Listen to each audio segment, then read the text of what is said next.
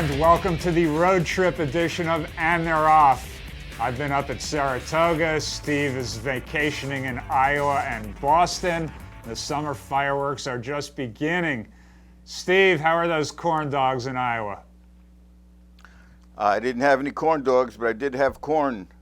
Iowa, man, that's my kind of place. That's where the corn is as high as an elephant's eye.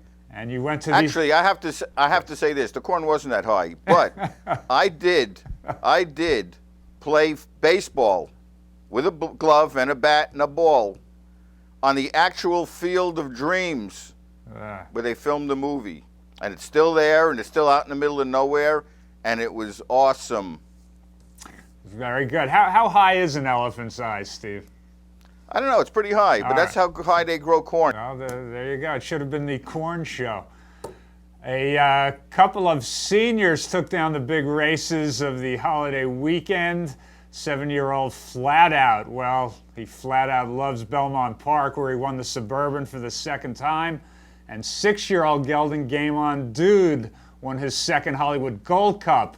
Go along with a pair of big caps. The only dude other than Lava Man to win each of those races multiple times. Steve, do these results give hope to seniors such as ourselves?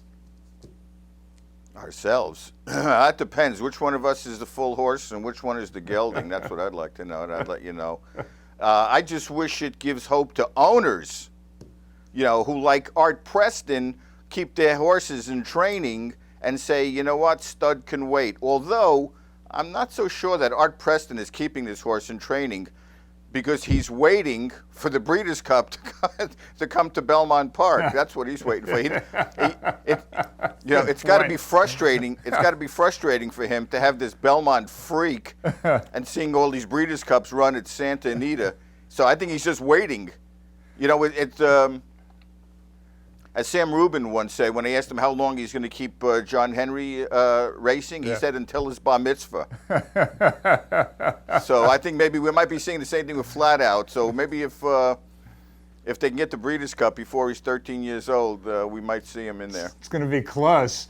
And congratulations to Game On Dude, who went over the $5 million mark and probably is a Breeders' Cup Classic win away from being considered a great horse. I don't think he's gotten to that level in people's minds just because he hasn't gotten that big Breeders' Cup win. And he has the advantage of it being run again at Santa Anita this year and next year. So Game On Dude could do a lot of damage if he hits that Breeders' Cup Classic. That total's going to start moving toward 10 million pretty quick at that point. Well, I think he's a very underappreciated horse. Even though he did finish second in the Breeders' Cup Classic, but, 2 Santa Anita Handicap wins, 2 Hollywood Gold Cup wins. It's great to have a gelding like this around because usually that's the only kind of horses we do have around. However, like I said before with Flat Out, to have a full horse, a complete horse that's showing the kind of brilliance that he's showing, not only just running well, but running brilliantly as a 3 or a 4-year-old. I mean, good luck trying to find a horse other than him to have run a mile in 1:32 and 4 as old as a 7-year-old. I don't think you're going to find it. And let's not forget too, in the Suburban, running a mile and 1/8 in 1:46 and 4 isn't too shabby either. So this horse not only is continuing his form and maintaining and even improving his form, but he's as brilliant as ever, and he's running like a spry youngster, and I think it's great. Yeah. Well, and let me say one thing, by the way, and also, how about while we're mentioning that, how about trying a little something different with Wise Dan this year? Start looking at the races like the Whitney or the Gold Cup or the Breeders' Cup Classic instead of those same old mild turf races. All right. Well, geez. Time to do something different with him. All right. Well, the dark side of those 2 senior horses winning is the fact that where are the field sizes for these races? Where are the graded stakes horses these days? Field size of 6 for the Dwyer, 5 for the Suburban, 5 for the Hollywood Gold Cup, and a putrid 4 for the Swap Stakes, which had to be one of the worst graded stakes races in memory. They're giving away hundreds of thousands of dollars in these races, and nobody has a horse to enter? No wonder people are losing money in this game. I mean, I know we were breeding too many horses. Now supply is back in sync with demand, and the sale prices are going up, and that's all good stuff. But where are the good horses? 4- and 5-horse fields for the premier stakes races at major tracks? I mean, that's worse than Florida, where they have 2 tracks running 8 miles apart from one another. Steve, where are these horses? Well, yeah, it's a very good point, especially with Florida. It's not even a question of where are the good horses. Like you said, where are the horses, period. California trainers aren't exactly sending Hollywood Park out on out with a bang. No. I mean, to have these kind of small fields, what makes it worse, you mentioned the swap stakes. Not only do the swap stakes get 4 horses, but you had 1 speed horse and 3 plotters who come from 10 to 20 lengths out of it. And all that adds up to is 1 boring race. I mean, it was just like not even staging it at all. Yeah. It was just nothing to watch. At least the Hollywood Gold Cup was competitive. But I mean, it's and as far as the Suburban, look, last year's 3-year-old crop got totally decimated. There's nobody left. We've got the 2 dead heaters in the Travers last year, Alpha and Golden Ticket. Neither one of them is scaring anyone away. So we have to rely strictly on the 5-year-olds and up, because the 4-year-olds just aren't around. Hopefully a horse like Painter will continue and improve his form and become one of the leaders and make things more exciting. But listen, it's very important right now. If we can get Game on Dude and Flat Out and Fort Larned, keep them sound and healthy and maintain their form to the Breeders' Cup, at least we'll have something to hang our hats on, so to speak. Yeah, but then when you get down to it, you know what? Those are the 3 horses we had last year too. So we need a little jolt, like Wise Dan and Painter. Get them in the mix, and we'll have something exciting. One of the most impressive stakes winners last week was Moreno, who ran away in the Dwyer by 7 lengths for breeder owners Mike Moreno and Eric Guillot. Eric also trains him, happens to be one of our favorite characters. Eric, they didn't name Frankel after some bum, so I'm guessing you like this one to name him after your partner, Mike Moreno, right off Jump Street, huh? Yeah, we actually had him named, I think his name was Crawford the Crook, which we renamed some guy who tried to rob Mike during the Upside Down World there. And so Mike wanted to name him for vindication, to get a little vindication. Then when I realized, I told him how great he was early in the year, he wanted to name him after himself. Because I think he saw the Hanson guy named after him with the white tail. We figured we ain't got one we can dye the mane from the tail on, so we might as well name it after him, So you named one Guillot yet? No, I'm going to probably name one. If that horse was named Guillot, it would have won by 20. I'll probably name one Big E. That's what everybody calls me anyway, so might as well just name one Big E, there you go. Steve? Well, Monsieur Guillot, I do have a question for you. Obviously, the main question is the blinkers.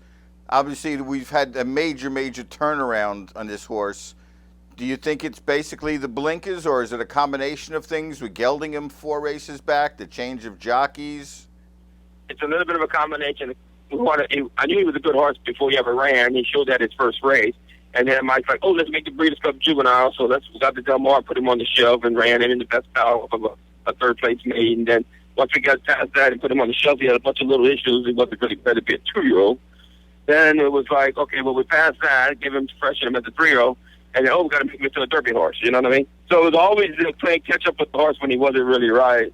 And I put the blinkers. And I think between the gilding and the blinkers made all the difference in the world. Let me ask you, Eric, how good do you think this horse actually is or can be? I mean, are we talking, with his pedigree, obviously he's bred to be a good horse. Are we talking Travers type horse here?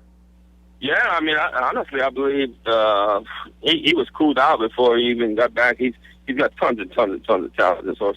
But now he's on all cylinders. So, I mean, Iron, he won by 7. I know it wasn't the toughest field, but he did it so easily, and 41's a good time, you know what I mean?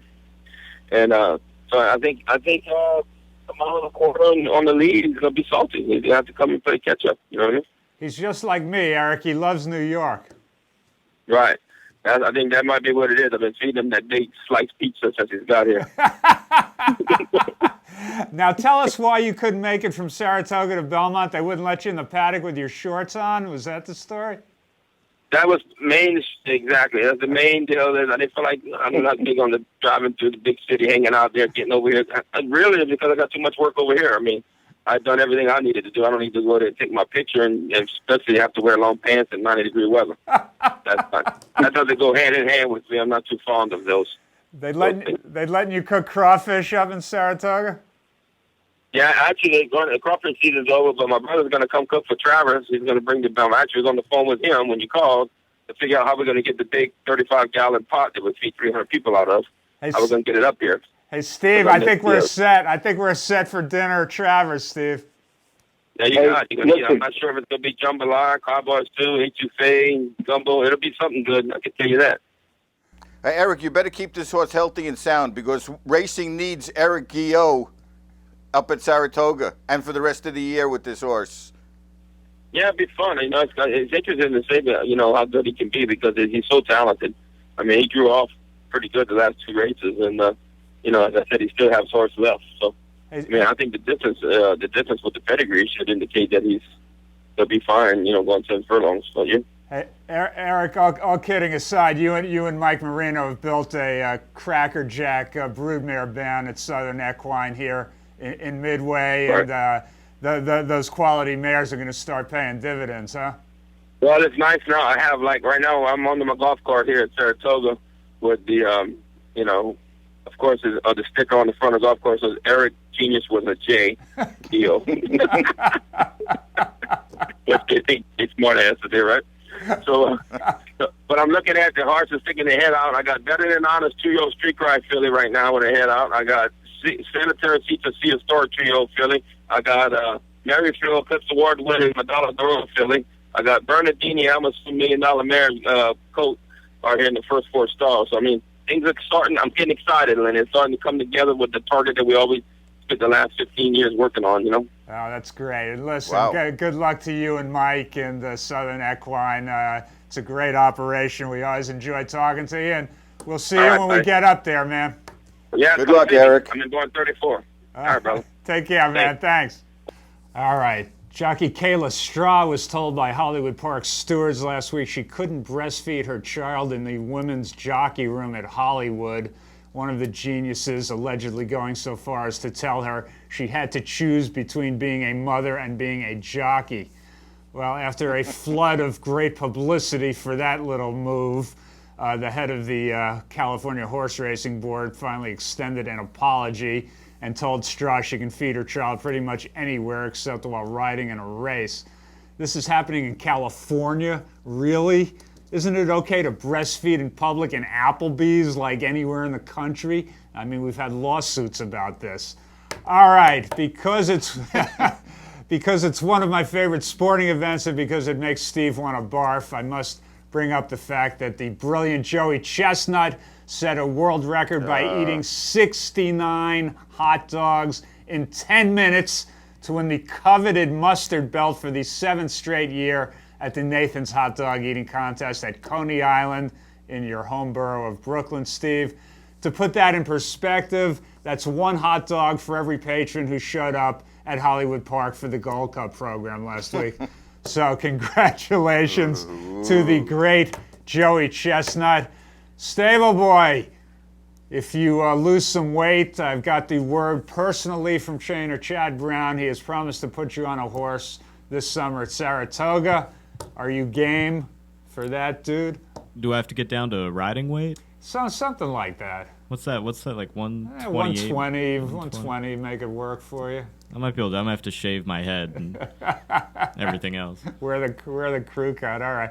So you're not going to want to miss that, folks. We'll get Stable Boy up to Saratoga, and who knows what will happen then. I hope we're insured.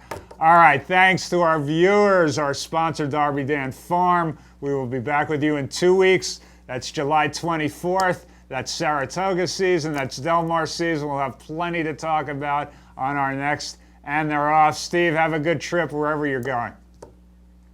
Well, going to Boston for the weekend. Looking forward to that. you So go. thank you very much. If you're in Boston, say hi to Steve when you see him wandering on the street aimlessly. Bye-bye, everybody. Take care.